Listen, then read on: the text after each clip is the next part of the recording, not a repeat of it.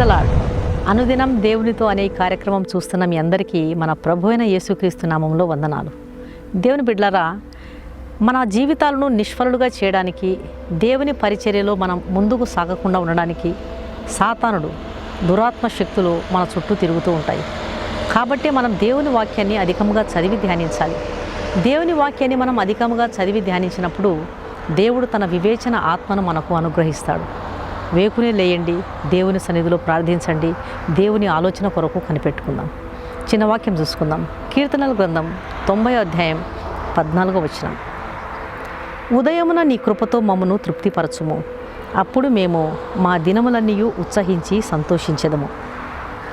మనం రోజంతా ఉత్సాహంగా సంతోషంగా ఉండాలంటే మనపై దేవుని కృప ఉండాలి. ఎవరికి దేవుడు తన కృపను అనుగ్రహిస్తాడు అంటే తెల్లవారుజామునే లేచి ప్రభు సన్నిధిలో ప్రార్థించే వారికి దేవుడు తన కృపను మెండుగా అనుగ్రహిస్తాడు.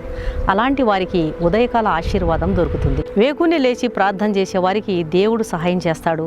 అలాంటి వారు దేవుని కృపలో భద్రపరచబడతారు. ఒకసారి ఒక ధనవంతురాలైన స్త్రీ తెల్లవారు కోడి కూసిన వెంటనే తాను నిద్రలేచి తన పనివారందరినీ నిద్రలేపి వారితో పని చేయించడం ఆమెకు అలవాటుగా ఉండేదంట. తెల్లవారుజామున నిద్ర పాడైపోవడం ఆ పనివారికి చాలా కష్టంగా ఉండేదంట. తెల్లవారుజామున కూసే కోడి మీద ఆ పనివారికి బాగా కోపం వచ్చి ఎవరికీ తెలియకుండా ఆ కోడి పుంజును చంపి మాయం చేసినారంట. కోడి పుంజు పోయిన తర్వాత ఆ యజమానురాలికి సమయమే తెలిసేది కాదంట. కాబట్టి అర్ధరాత్రి లేచి పనివారి చేత పని చేయించేదంట. తెల్లవార్లు నిద్రపోవాలని ఆశించిన ఆ పనివారికి అస్సలు నిద్రనే లేకుండా పోయిందంట. చాలామంది పరిస్థితి నేడు ఈ దినాల్లో ఇలాగే ఉందండి. దేవుడు మనిషికి ఒక క్రమశిక్షణతో కూడిన జీవిత విధానాన్ని అందించినాడు.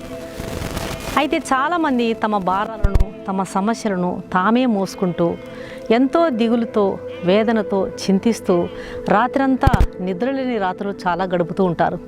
నిద్ర లేమితో బాధపడేవారు చాలామంది ఉన్నారండి. ఇంకొంతమంది ఫ్రెండ్స్తో గడుపుతూ రాత్రంతా చిట్చాట్ చేస్తూ, సెల్ ఫోన్లో చాటింగ్ చేస్తూ తమ సమయాన్ని వృధా చేసుకుంటూ రాత్రంతా మేలుకుని ఎప్పుడో ఏ తెల్లవారుజామునో నిద్రపోతూ ఉంటారు.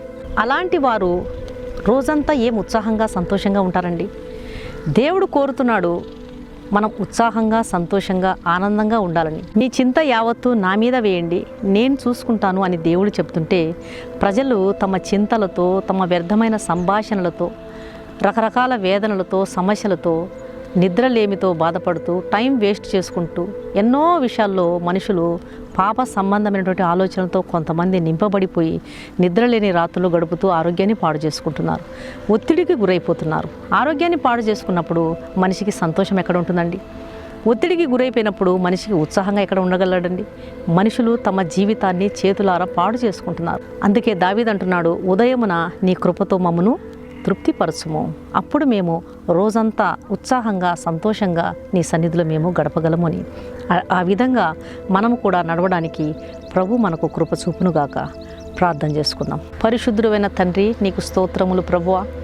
ఉదయమున నీ కృపతో మమ్మను తృప్తిపరిచే దేవుడవు.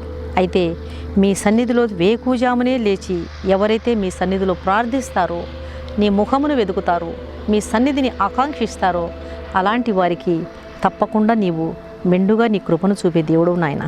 కానీ చాలామంది వేకుజామున లేయకుండా క్రమశిక్షణతో కూడిన జీవిత విధానాన్ని పోగొట్టుకొని ఎన్నో విషయాల్లో పాపముతో, శాపముతో, దిగులుతో, చింతతో, సినిమాలతో, షికార్లతో, కబుర్లతో కాలం గడుపుతూ ఉత్సాహాన్ని, ఆనందాన్ని కోల్పోతున్నారు ప్రభువా.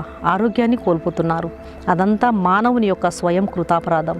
దయచేసి నా ప్రియమైన తండ్రి, మేము అలాగా కాకుండా మీ కృప చేత మమ్మల్ని బలపరచబడే విధంగా మా ప్రవర్తన ఉండనివ్వండి.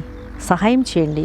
కరుణించి కృప చూపించమని యేసు నామమున అడిగి వేడుకుంటున్నాను తండ్రి, ఆమెన్. ఈ వాక్యం విన్నటువంటి ప్రియ దేవుని బిడ్డలారా, దయచేసి వాక్యం వింటున్న మీలో యేసుక్రీస్తును ఇంకా ఎరుగని వారు, యేసుక్రీస్తును ఇంకా మీ సొంత రక్షకునిగా అంగీకరించిన వారు ఎవరైనా ఉన్నట్లయితే యేసుకు మీ హృదయాన్ని ఇవ్వండి. ఆయన కలువరి శిలువలో మన పాపముల నిమిత్తమై తన రక్తమును కార్చినాడు. యేసు రక్తము ప్రతి పాపము నుండి మనలను కడిగి శుద్ధీకరిస్తుంది. యేసు రక్తంలో కడుగు బడగపోతే ఒక పాపికి రక్షణ లేదు, నిరీక్షణ లేదు, పాప క్షమాపణ లేదండి. దయచేసి ఆయన వాక్యాన్ని, ఆయన ఆహ్వానాన్ని స్వీకరించండి.